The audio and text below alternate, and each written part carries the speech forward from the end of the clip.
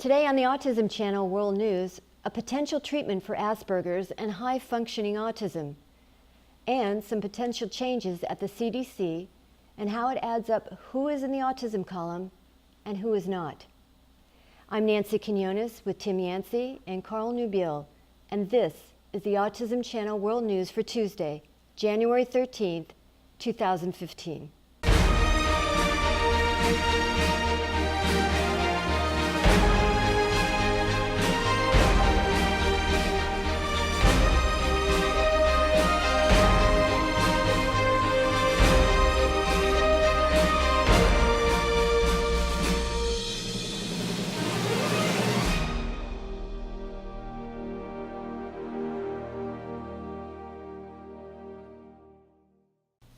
There's been no treatment for high-functioning autism or Asperger's, but Carl Nubiel tells us that may change, at least if some research from down under holds up.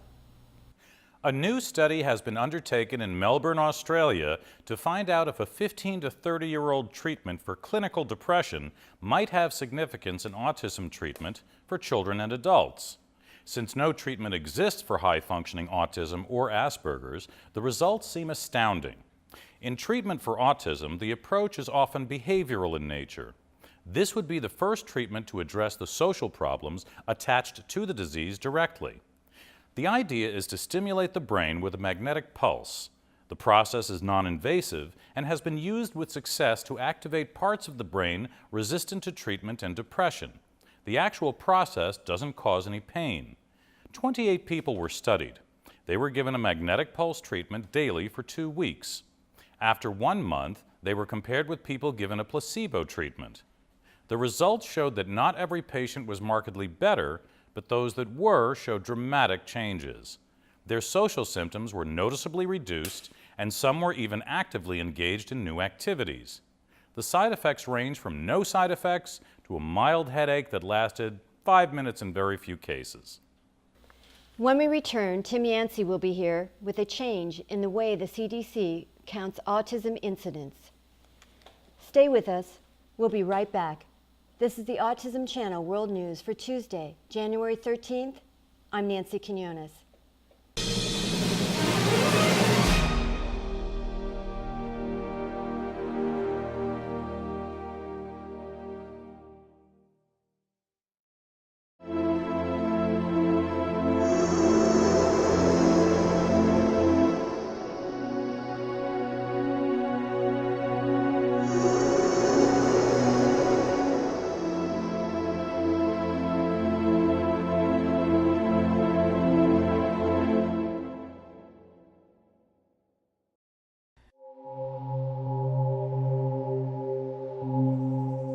Nick Dunn, you're probably the most hated man in America right now. Did you kill your wife, Nick?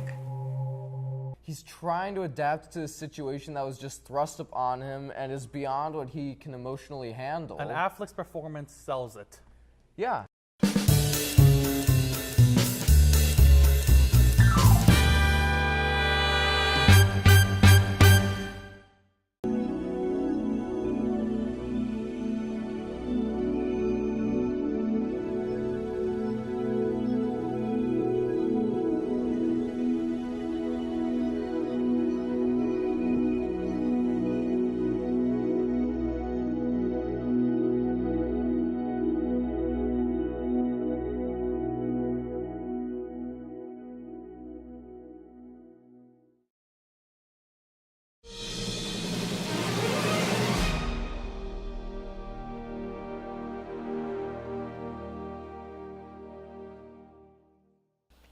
Every 2 years, the CDC counts autism incidence, and because the numbers are so important for everything from funding to the research about autism itself, how it's done is highly controversial.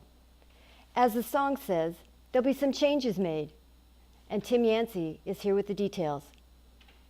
There are a lot of gotchas when you try and count up just how many people have been diagnosed with autism. One of the biggest is that we keep changing the definition. So the Centers for Disease Control, the folks who do the counting, have commissioned 10 sites across the country to look into the 2014 incidence figures published last March and to try to align them with the changes made in 2013 to the DSM.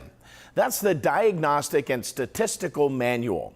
The primary set of criteria currently used to determine if someone can be professionally diagnosed as having or not having autism. The latest version of the DSM is DSM-5, and when it was adopted, a lot of people who previously were officially autistic were suddenly not. And of course, they didn't change, just the way their developmental disability was measured changed. So we'll stay on top of this re-examination, and we hope to feature some of the actual researchers looking into this question as this campaign progresses. Nancy? That's the Autism Channel World News for Tuesday, January 13th, 2015. For our news team and everyone at the Autism Channel, join us again as we continue to unlock the wonders of autism. See you next time. I'm Nancy Quinones.